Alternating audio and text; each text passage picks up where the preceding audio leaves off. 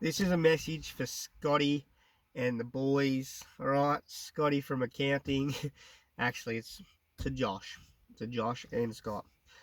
Josh, Scott, and pardon the pun, but you missed the boat on this one. You missed it. All right. I don't. I think I appreciate and I value the package. I think the package is great. The stimulus packages. They're great.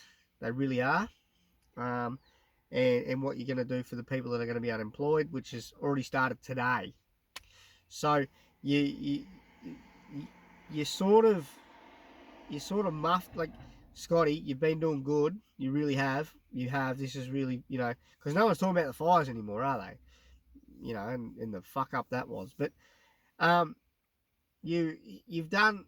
You're doing okay, but I think you are about 3 weeks behind where you should be when it comes to dropping the stimulus package and saving people who are unemployed. Because now you've gone and said, right, we're going to shut everything tomorrow. All non-essentials are going to be shut tomorrow from 12 p.m. nationwide. So all of them businesses have now just gone out and fired their staff. But your rollout doesn't start till April, which is still another week away. So these people that have been, especially the casuals, are probably going to get their last paycheck this week, possibly. Don't know. It depends on what kind of hours they're doing, doesn't it? Really. I was listening to the minister. She was on. I'm pretty sure she's the minister for all this stuff, for the social security services and that sort of stuff, for Centrelink and making sure that we get the good deals.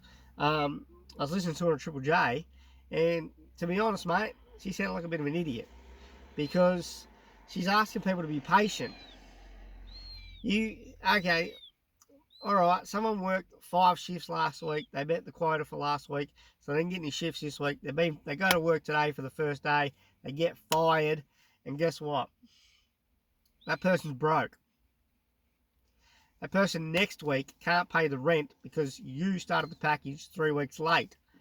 That person has to wait until April to even apparently apply, but there's no means or test. Everything's waived, but yet we've got to wait till April because it makes sense. Now, once someone said it to me today, it made sense. You're waiting for the March quarter to end so that you can start in the April quarter, and then you'll start a fresh quarter. So then the March one won't look so bad, and you'll look okay on the agenda. But in actuality, you should have dropped the bomb 3 weeks ago. You should have said, hey, this is what we need to do. Okay, we're going to do this, this, and this. And we want you guys to go out and we want you to enjoy a $750 bonus on us to help stimulate the economy.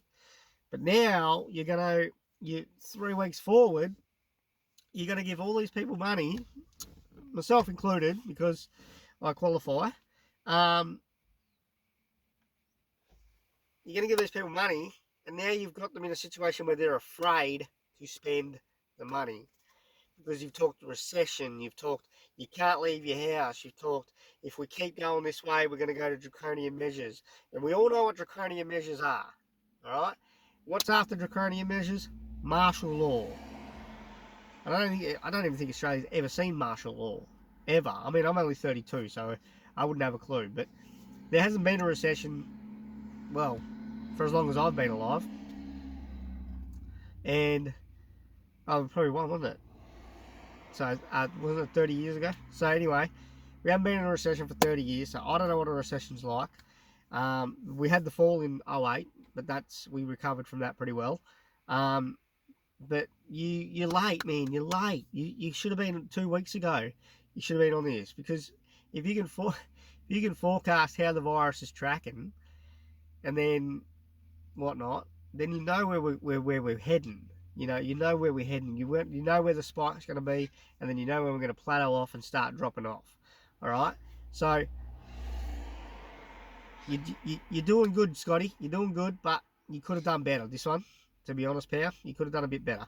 So you're going to give people a ton of money, and it's a great package, and it's well done for doing something proactive. But I don't think these guys are going to spend it. And the guys that do spend it are the ones that are going to be going to the bottle and spending $500 on grog and $250 on cigarettes. And there's all your taxes back. So, if you can, you've done all right in the end, haven't you? So, but the rest of them are going to become penny pinchers, and they're not going to spend that 750. And then they're going to wait till they get the other 750. The ones that get two 750s.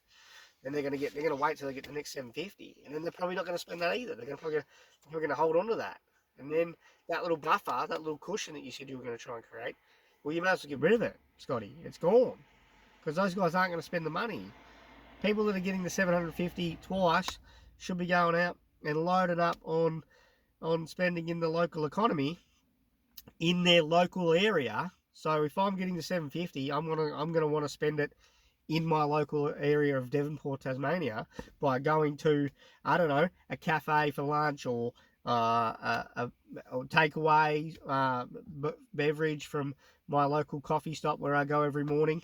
Luckily, they are able to still do takeaway coffee. Thank God for that. Thank God you didn't take that away from me, Scotty. I'd be really angry. So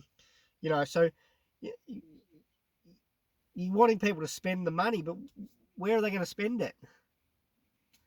They don't have a choice but to spend it at the supermarket or the bottle shop or the pharmacy, because you've closed all the non-essentials. You've closed them all. Which is, I get it. I get why you've closed them all. I really do. But this is for you, Scotty, by the way. This YouTube video is for you. I hope you get to see it. I'd like to shake your hand when this is all over and done, but I think our entire nation is going to change after this. I don't think we'll ever see a handshake ever again. I don't think we'll ever see that, to be honest.